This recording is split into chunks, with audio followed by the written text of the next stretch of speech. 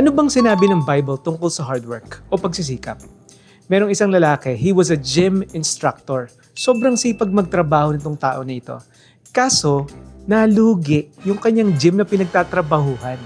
Kaya isang araw, itong lalaking ito naghanap ng trabaho. Nung time na yon, dyaryo pa lang yung pinaghahanapan nila ng work. Wala pa masyadong internet during that time.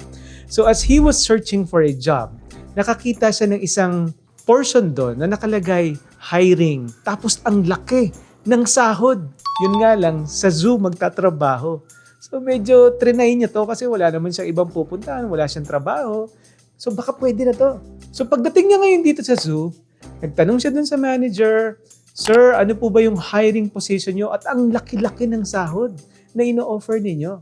So ngayon, tinignan siya ng manager mula ulo hanggang paa. Sabi ng manager, ang ganda ng build ng tao na ito ah. So nag-decide siya, simple lang ang magiging trabaho mo. Pero ang magiging sahod mo is 30,000 a month. So sabi niya, ang laking pera nito. Okay sa akin yan. Ano po bang trabaho ko? Itong magiging work mo, magpapanggap ka na unggoy. Magsusuot ka ng costume ng unggoy, tapos para kang totoong unggoy, kikilos ka ng parang unggoy, at ang lahat ng ipapakain sa yung saging, kakainin mo lang. Yung mga ipapato sa yung saging, kukunin mo lang. So itong tao na ito sabi niya, sige sir, kayang-kaya ko yan. Nag-start ngayon yung trabaho niya on the first day, talagang nagpasikat siya. Dahil nga maganda katawan niya, magaling siya sa calisthenics, magaling siya sa gym, sumasabit-sabit pa siya dun sa puno. Naglalaro-laro siya dun, tuwang-tuwa yung mga tao. Tapos nagbabato ng mga saging sa kanya, tuwang-tuwa naman yung mga tao sa kanya dahil sa exhibitions na ginagawa niya. Tapos sa sobrang galing niya, maghapon na pagtatrabaho, nagpunta siya dun sa taas ng puno para magpahinga. Pero sa kanyang pagpapahinga, sa taas ng puno, nangyari ang isang bagay na hindi inaasahan. Nakatulog siya at nalaglag siya sa kabilang side ng kulungan. Sa kabilang side ng kulungan, nandun yung isang malaking leon. Tapos itong lion biglang nagising. Tinignan siya. Dahan-dahang lumalapit sa kanya. Umuungol ang leon. At habang lumalapit sa kanya, leon, nag-decide siya na sumigaw, "Help! Help! Tulungan niyo ako!" Lumalapit ng lumalapit, "Help! Help!" Naka-costume siya na unggoy. At nung malapit na yung leon sa kanya, bigla siyang tinitigan ng leon. Nanginginig siya sa takot. At sa kanyang panginginig, biglang nagsalita ang leong, "Huwag kang maingay."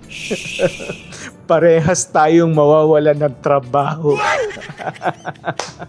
Parehas pala silang tao. Both of them ay nagtatrabaho lang sa zoo na yun.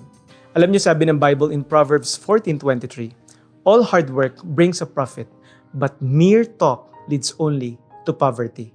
Dalawang salita, profit, kita, tubo, poverty, paghihirap. Ang sabi ng Bible, kapag ang isang tao ay may pagsisikap, merong consistency, merong discipline na ginagawa, nagsisikap talaga siya, merong diskarte na matindi, at tinutuloy-tuloy niya ito, kumikilos siya, nagle-labor siya, it will lead to profit. Minsan nga, kahit hindi tayo madiskarte, basta masipag tayo, magkakaroon tayo ng kita, magkakaroon tayo ng tubo.